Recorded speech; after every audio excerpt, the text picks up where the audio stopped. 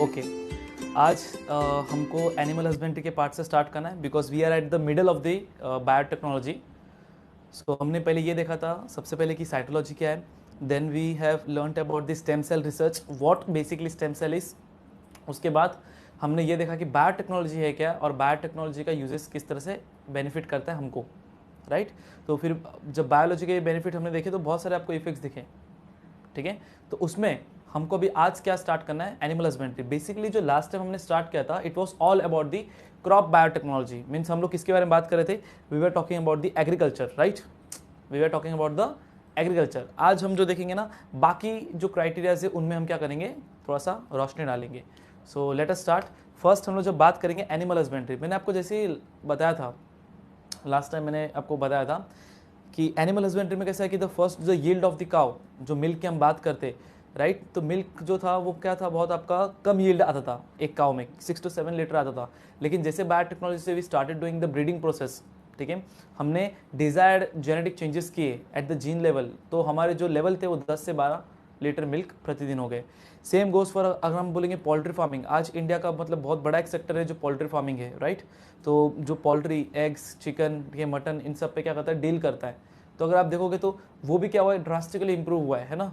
आप देखोगे हर जो चीज़ों में, हर चीज़ों में अगर देखोगे जो स्कैरसिटी पहले था खाने में स्कैरसिटी जो फेस होता था ह्यूमन पॉपुलेशन को, आज वो उतना नहीं हो रहा है, ठीक है। हाँ, जो पॉवर्टी वाले पार्ट रहेगा उसको हम कंसिडर नहीं कर सकते, बिकॉज सीधी बात अगर पैसे नहीं रहेंगे तो हम फूड लाएंगे कैसे। लेकिन फर्स्ट ये थिंग होना चाहिए कि फूड तो है ना, ठीक है। ऐसे तो नहीं कि फूड की स्कैरसिटी है जैसे पहले था, फूड अभी बहुत सारा है, जस्ट इट्स जस्ट लाइक बोलते ना, unfortunately it's unequal distribution through out the world, ठीक है। देख लेते हैं कौन कौन आया है यहाँ पे। Hello hello hello Swapnil, hello VK, okay, hello Ravindra, hello Sandeep, AB gaming, hello Om, Harshita, hello hello Harshita, hello Om, okay, hello hello Pranav, ठीक है एवरीवन, ठीक है। हम लोग आगे बढ़ रहे हैं अभी। So first thing was animal husbandry, ठीक है। जब आप बात करते हो इसमें आपका फर्स्ट पार्ट आता है एनिमल हस्बेंड्री।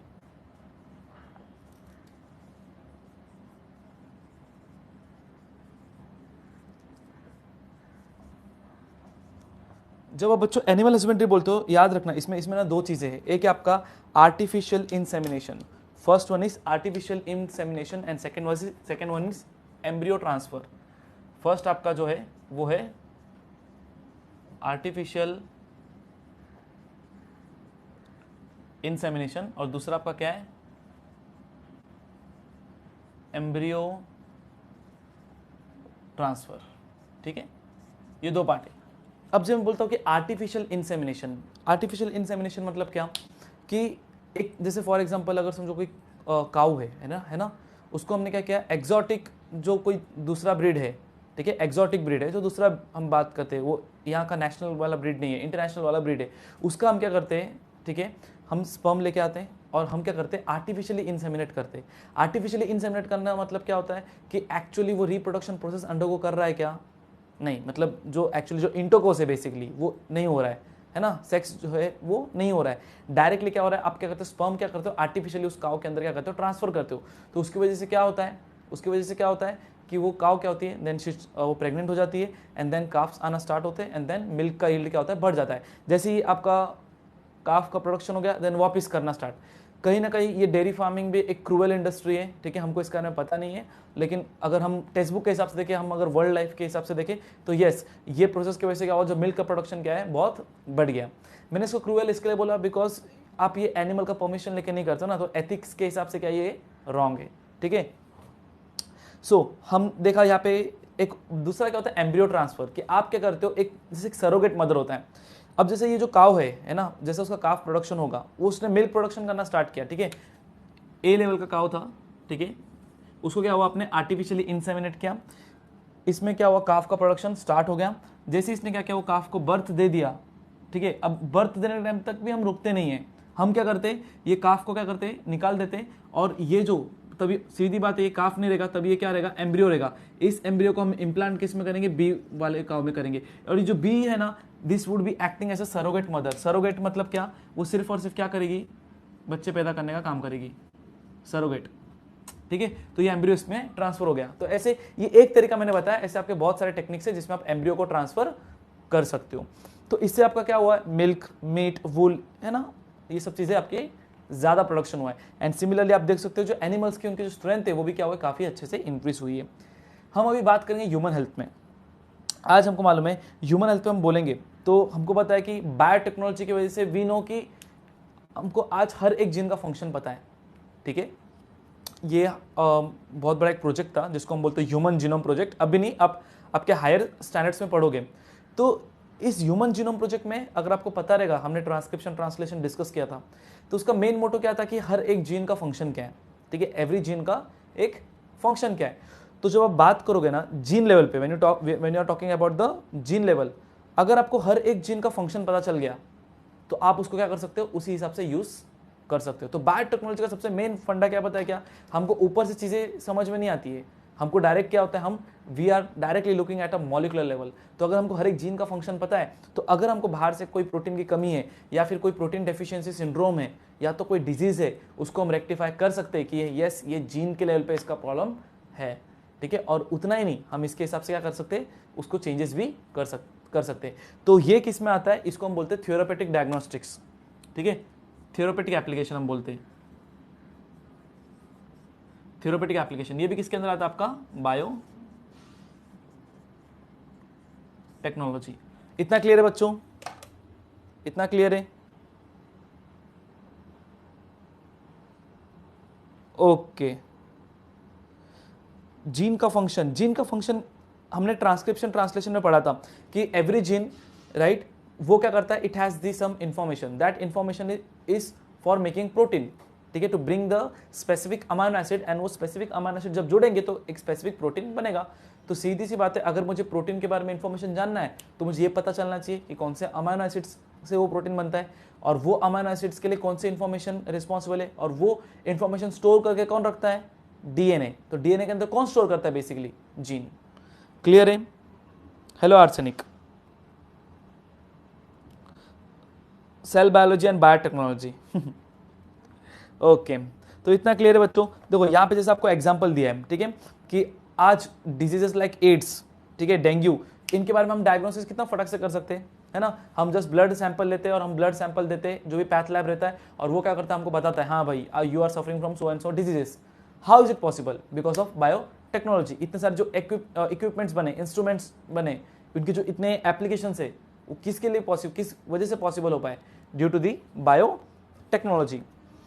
सो आज हम देखेंगे वेरियस मेडिसिन। जैसे आप इंसुलिन की बात करेंगे, अभी देखो एक नॉर्मल कोई पर्सन है, ठीक है, एक नॉर्मल कोई पर्सन है, उसको एक कोई डिश पसंद है, ठीक है, जैसे हमने लास्ट टाइम बिरयानी का एग्जांपल लिया था, ठीक है, एक मिक्सचर एक्स है, ठीक है, यहाँ पे चाहिए तो मैं किसका एग्जांपल ले सकता हूँ, ठीक है, चलो संदीप का ही एग्जांपल लेते हैं, संदीप का शायद बर्थडे आज, ठीक है, तो समझो संदीप है,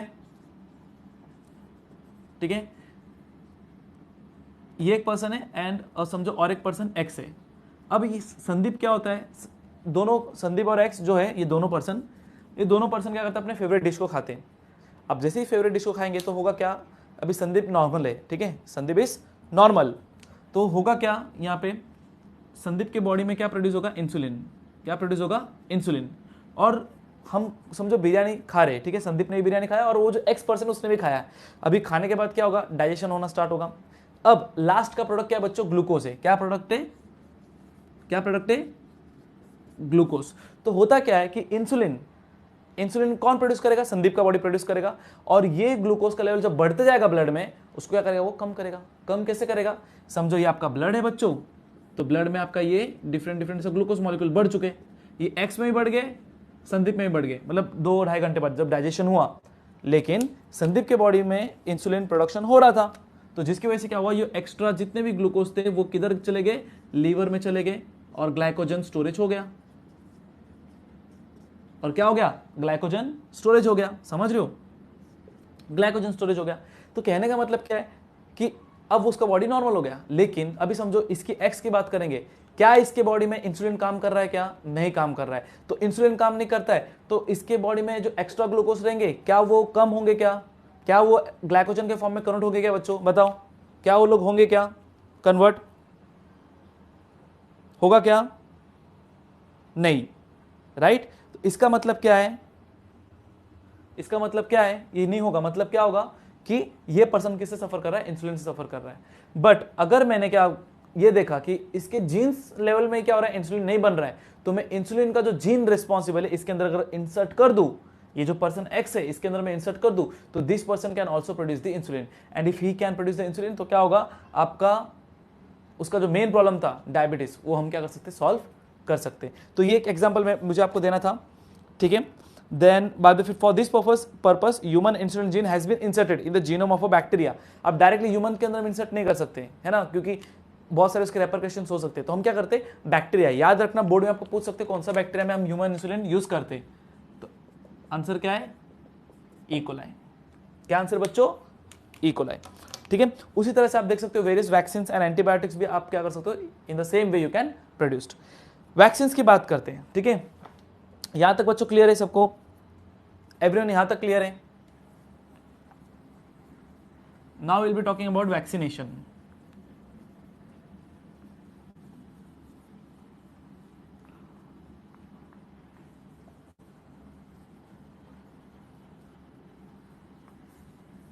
ओके, जस्ट अ सेकेंड।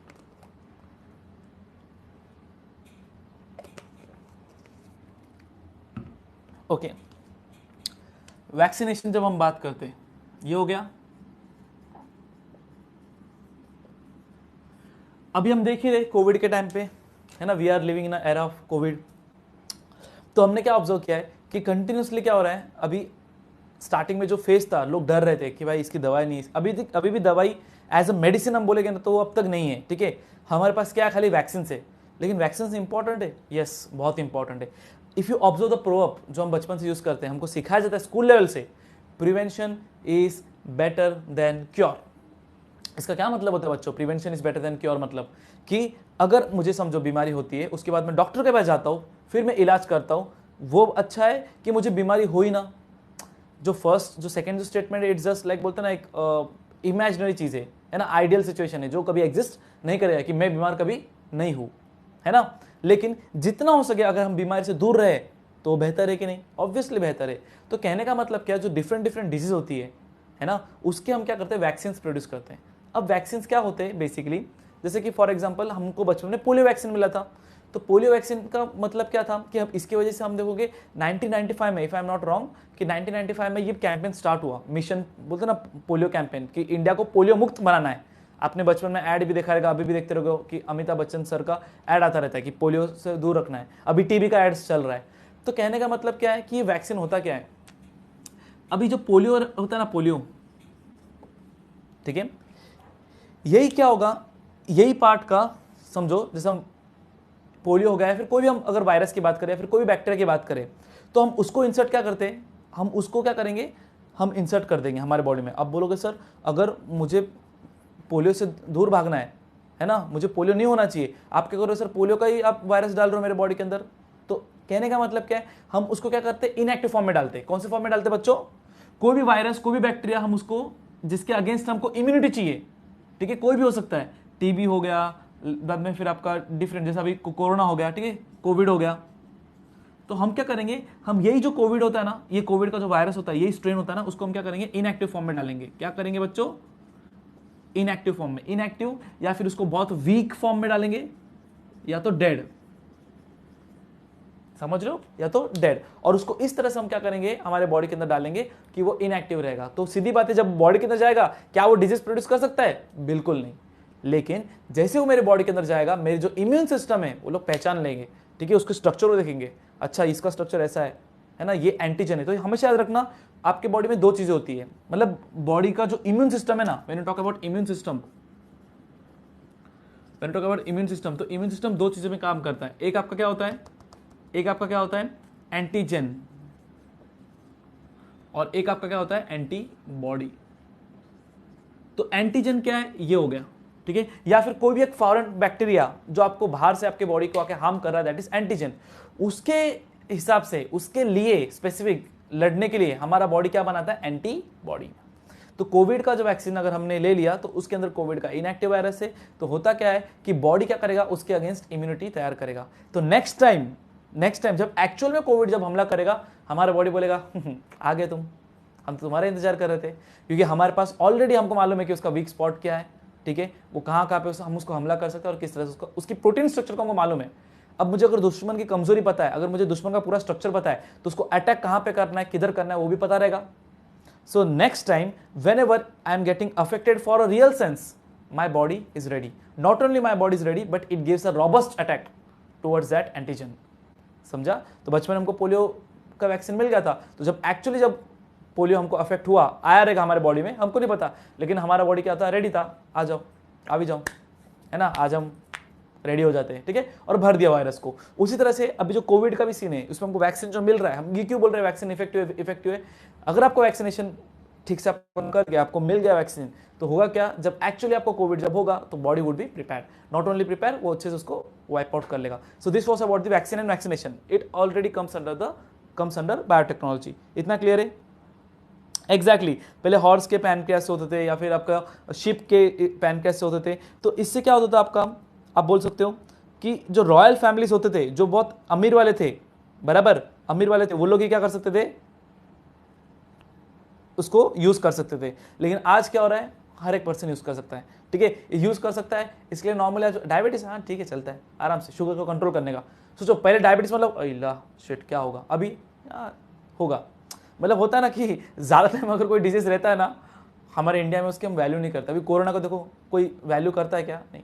जैसा मार्च में था, नहीं, जो कि गलत है, ऐसा नहीं, अभी भी वायरस है और हमको उसको लिए ध्यान देना है, समझ रहे हो? ठीक है sir, dialogue was over power, ठीक है, हाँ कोविड आएगा उसको पटक कर मारूंगा, ठीक है, मारने के टाइम में बट मास्क पहनना, ठीक है, और सैनिटाइजर लगाना। ओके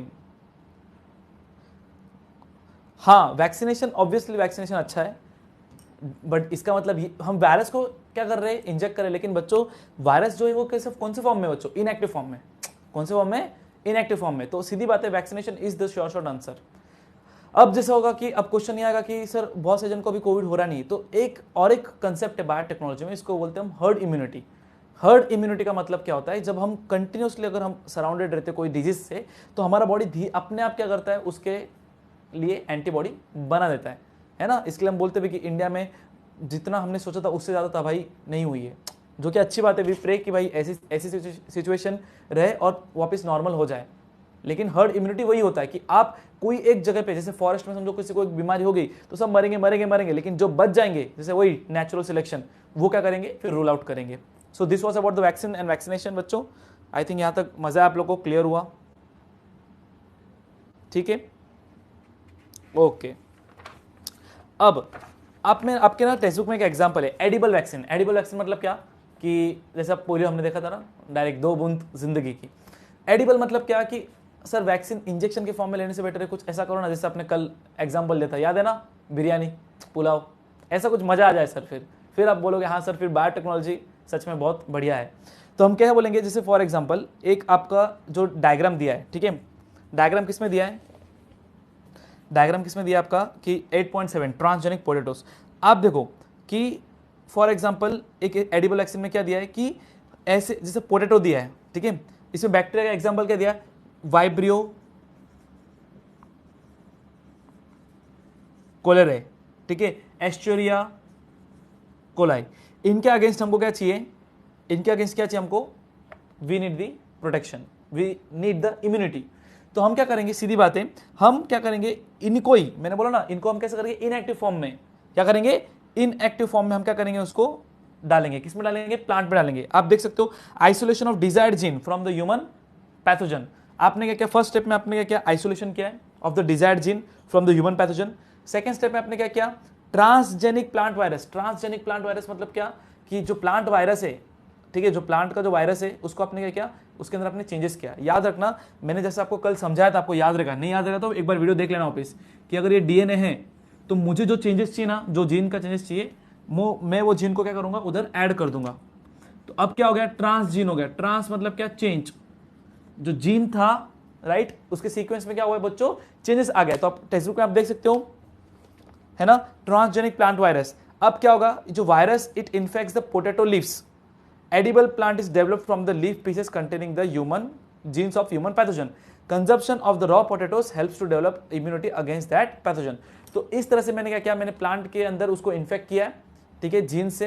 तो होगा क्या बच्चों, अब वो जो प्लांट रहेगा, ठीक है, जो हमको पोटैटो मिलेगा, उस पोटैटो को हम कंज्यूम कर सकते हैं, राइट. अब उसके अंदर क्या होगा, इम्यूनिटी हमको किसके अगेंस्ट मिलेगा, इन पैथोजेंस के अगेंस्ट मिलेगा. तो ये होते एडिबल, ठीक है. ऐसे वैक्सीन ही मिल रहा है आपको, जैसे मैंने बताया ना, इनएक्टिव फॉर्म में मिल रहा है, लेकिन उसको हम अभी instead of injection, instead of any therapeutic application, हम उसको क्या करते, खाने में डाल के देते, हम खा लेते और हमको इम्यूनिटी मिल जाता है ना. क्लियर है बच्चों इतना, एवरीवन. वैक्सीन के साइड इफेक्ट्स होते, डिपेंड करता है कि साइड इफेक्ट्स आपके बॉडी पे, ठीक है. आपके बॉडी मतलब क्या, कि सबका इम्यूनिटी सेम नहीं होता ना. अभी कोविड सबको हो रहा है क्या, नहीं. जिसकी इम्यूनिटी वीक होती है उसको ही हो रहा है कि नहीं. इम्यूनिटी पे डिपेंड करता है.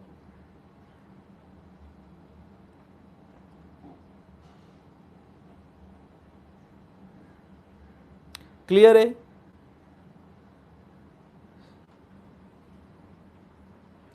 पीरियडिक टेबल लर्न करने के लिए कोई एक ट्रिक नहीं बच्चा, बहुत सारे ट्रिक्स हैं, ठीक है, बहुत सारे ट्रिक्स है. जैसे अभी आपको, मैं अभी आपको समझा तो नहीं सकता हूँ, जब हम वो चैप्टर करेंगे तभी बता पाऊंगा. है ट्रिक्स, ऐसा नहीं कि ट्रिक्स नहीं है, बहुत सारे आपके पास ट्रिक्स होते हैं. लेकिन फिलहाल आप क्या करो, जो मेन आपके जो क्वेश्चन है उसमें से निकलते हैं, उसको आप पढ़ लिया करो, पढ़ लो, ठीक है. सर वैक्सीनेशन और मेडिसिन में क्या डिफरेंस है. वैक्सीनेशन और मेडिसिन में हम देखेंगे तो मेडिसिन आप बेसिकली आप क्या बोल सकते हो, एक वो वाला पार्ट है जो आपको जब भी कोई बीमारी होती है तो आप मेडिसिन लेते हो in order to get cure, ठीक है. मतलब दो ही चीज में रिवॉल्व करती है. एक होता है वैक्सीनेशन, यहाँ पे लिखा है मैंने वैक्सीनेशन, मिटा देता हूँ इसको. यहाँ पे होता है वैक्सीनेशन. वैक्सीनेशन का मेन काम क्या होता है, प्रिवेंशन, ठीक है, राइमिंग याद रखो, प्रिवेंशन. जब मैं बात करूंगा मेडिसिन की, लेकिन जब मैं बोलूंगा मेडिसिन, मेडिसिन किससे डील करता है, क्योर, ठीक है. ये दो चीजें क्लियर हो बच्चों.